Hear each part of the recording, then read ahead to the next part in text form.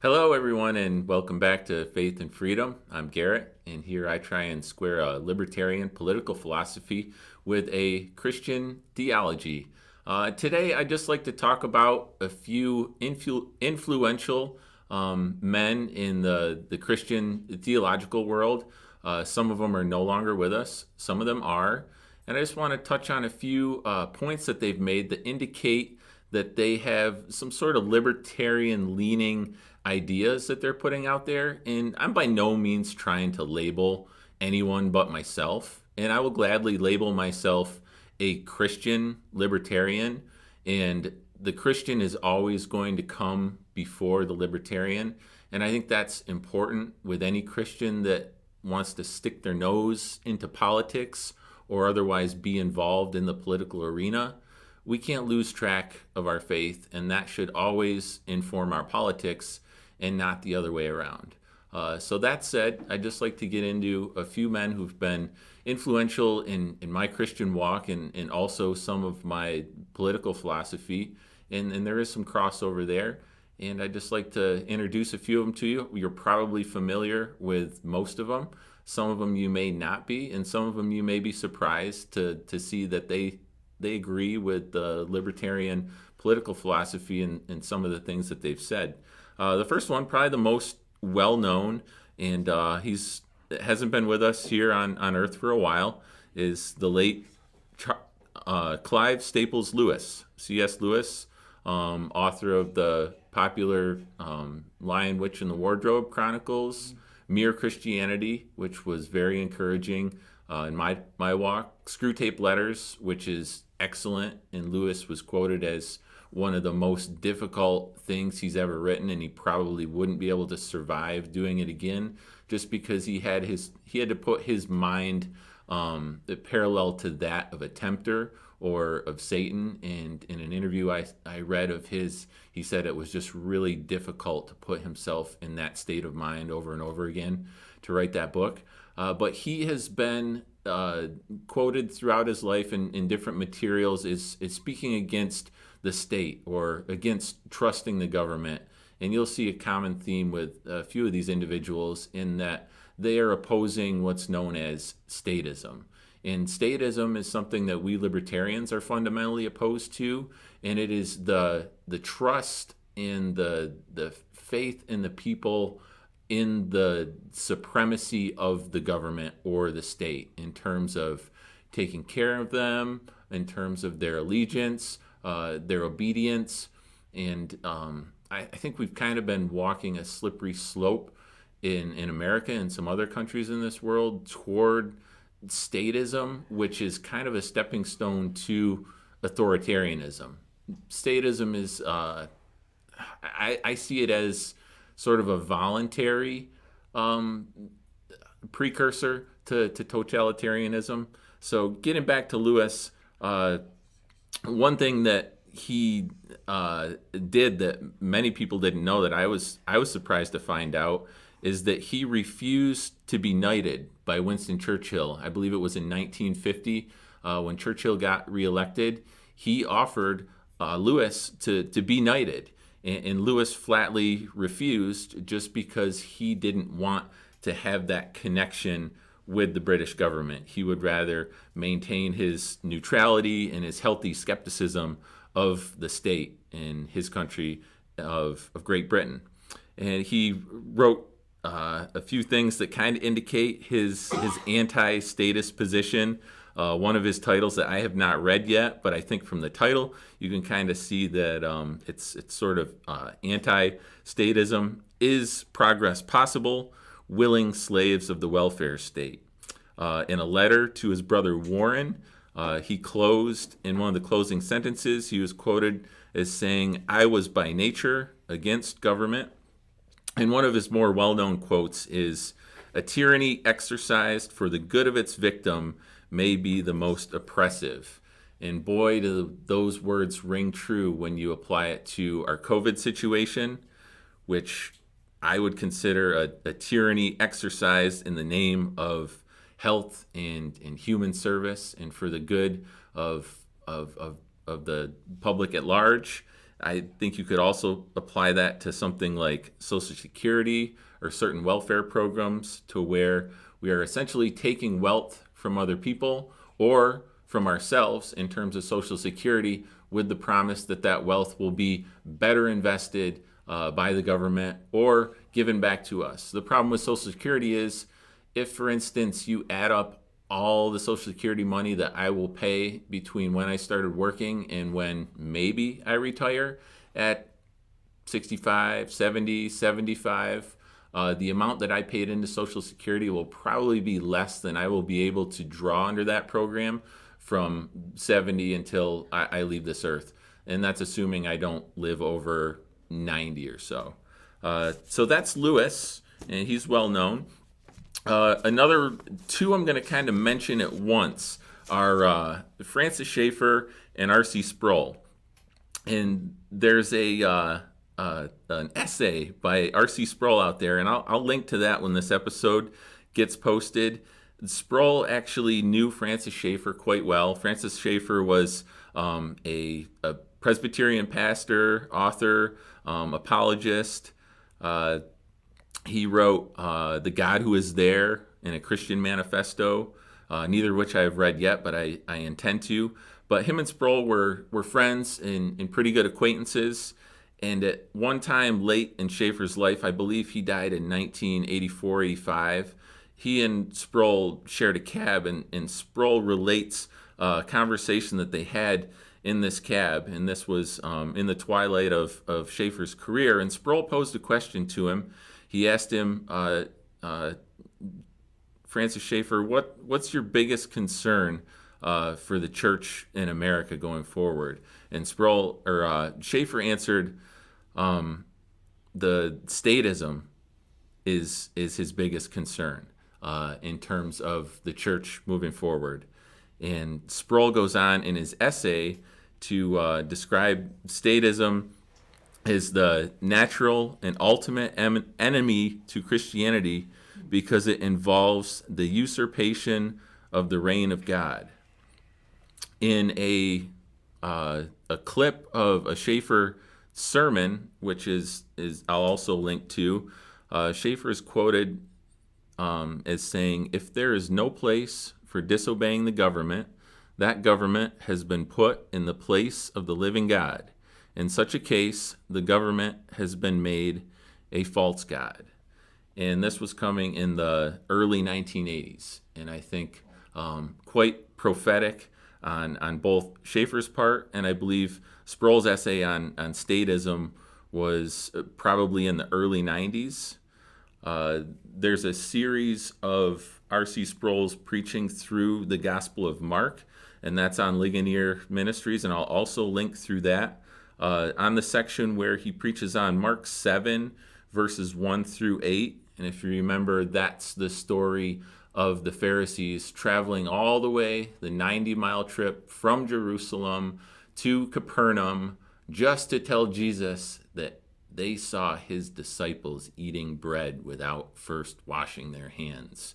And the title of Sproul's sermon is The Idolatry of Legalism. But he goes on a bit of a tangent. Legalism and statism, I believe, are closely related. The difference in my mind is that legalism tends to be associated more with a theocracy gone bad, to where statism can be related more with an anti-religious authoritarian state. But there are some overlaps there between statism and legalism.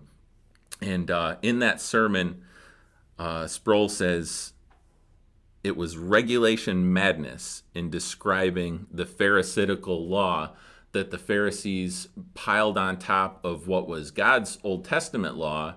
They kept adding and adding to it. And these were all the little nitpicky things that they were trying to catch Jesus and his disciples in violating." And Sproul goes on to sort of expound on this idea, in that anytime a law is passed by the federal government, the state government, or by a local municipality, somebody's freedom is taken away. There's just one more thing you're not free to do.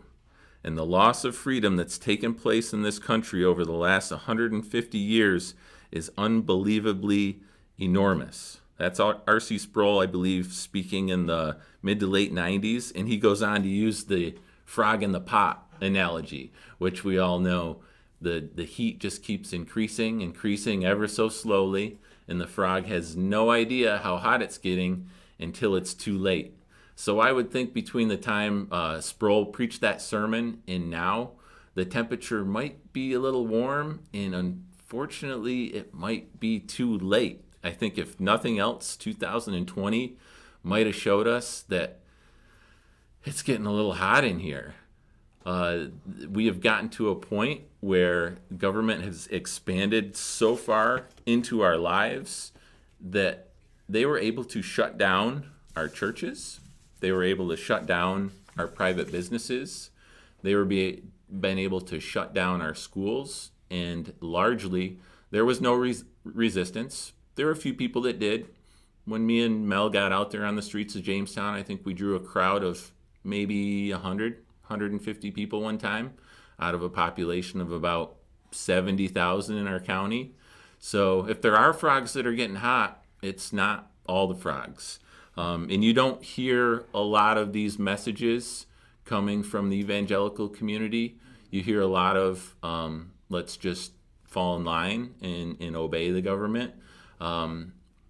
But maybe that's going to change. I think maybe 2020 might be the tipping point, and I feel like maybe God is working in that direction. So we'll see. A couple more that I'd like to mention is Doug Wilson. Doug Wilson is another Presbyterian pastor. Maybe it's something about the Presbyterians and sort of bucking up to the state. So he's a Presbyterian pastor out in Moscow, Idaho, author, apologist, and he is a fierce defender of the institution of biblical marriage. He has debated gay Catholic priests. He has traveled to university campuses and defended the sanctity of marriage in front of crowds of angry LGBT activists. He was at Indiana University a few years ago, I think it was 2017, giving a talk on the sanctity of marriage and why we should preserve your classic Christian marriage, one man, one woman. And it was a room full of activists. And during the question and answer session, they grilled him. And he stood up to them in addressing one question when it came to, different policies of, okay, so you have marriage and that leads to other benefits such as who can visit who in the hospital and who gets what when somebody dies and all these different benefits that are associated with marriage. And he said, basically in a defense to all these benefits and these other side issues that we've attached to marriage through government policies is when it comes to public policy issues, I'm pretty close to libertarian. He said coercion by the state is a problem. So in his debate with Andrew Sullivan, I think this was the same year or a year or two later, Andrew Sullivan is a gay Catholic priest. He did a 2-hour debate with Doug Wilson. Doug Wilson made a great case for conserving the institution of Christian marriage. And during that question and answer session, he came right out and said, economically, I'm a libertarian. He says we need less arbitrary restrictions, a less regulatory society, and there's way too many benefits for everybody.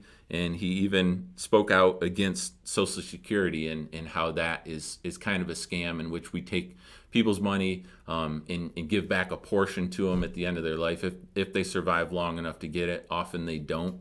So that's Doug Wilson.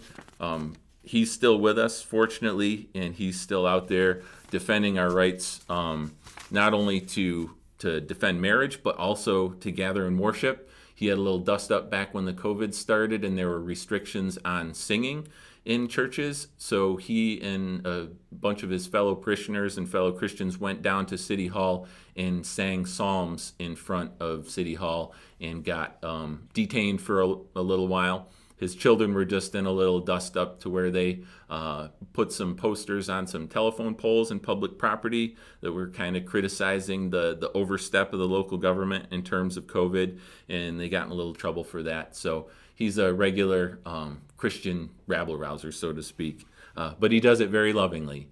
The last one I'm going to mention for now, there's one more besides this I'm going to mention, but I'm going to do a whole segment on my last one. So my second to last one here is Vodi Bakum, I think one of the best pastors out there. He is outspoken in terms of critical race theory, which I think is a huge threat to the church.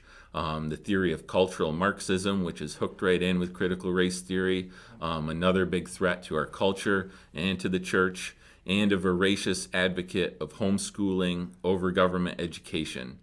And I can't say enough good about Vodi Bakum. He's had some health issues lately, and I pray that he fully recovers and gets back out there, because he delivers the message of real Christianity and biblical truth better than anyone, I think, out there today. So I just pray that he's still with us a few more years. One of his best quotes that I attached to my education segment, and I just want to repeat it here because it's so good, that we cannot continue to send our children to Caesar for their education and be surprised when they come home as Romans.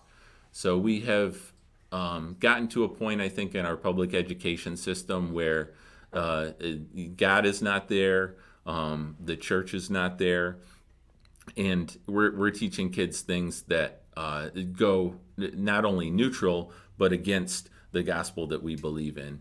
And I believe parents in the next few generations are going to have some tough decisions to make, and I pray for them. And I pray for the church that they will help those parents make those decisions. And I pray for the schools. I pray that the public schools will either reform or dissolve, and those people that have a good heart and that love children and love teaching find institutions that they can do it in that honor God and that are productive for educating our children and not confusing and overly demanding or overly structured to where they are exasperating the children, exasperating the parents, and exasperating the teachers. So the last one that I'll kind of tease right now, but like I said, I'm going to do another segment on him and also on the topic of Romans 13, especially verses 1 through 4, is Pastor James Coates of Edmonton, Canada. He is a pastor who, as far as I know, is still in jail, has been in jail for almost a month, just for preaching the gospel at his church and allowing his congregation to gather against orders of his provincial government. He was fined for a few weeks. They decided to continue to meet and worship as Scripture commands, and now he is in jail and he's facing I think it's close to $1 million in fines, whether he gets out or not. So keep him in your prayers, keep his congregation in your prayers. And like I said, I'll be bringing up James Coates in Romans 13 again. Thanks for joining me. I hope this discussion's been stimulating. As always, I welcome anyone who'd like to come in, comment, who'd like to sit down next to me and have a discussion about any of these issues. You know, if you have some disagreements, or if you have some things that you'd like to add to what I said, or if you just like to sit down and talk about faith and freedom, you're welcome to reach out to me or anyone at Drash Ministries. We'd love to have you in here. So until next time, this is Gerrit for Faith and Freedom. Thanks for joining us.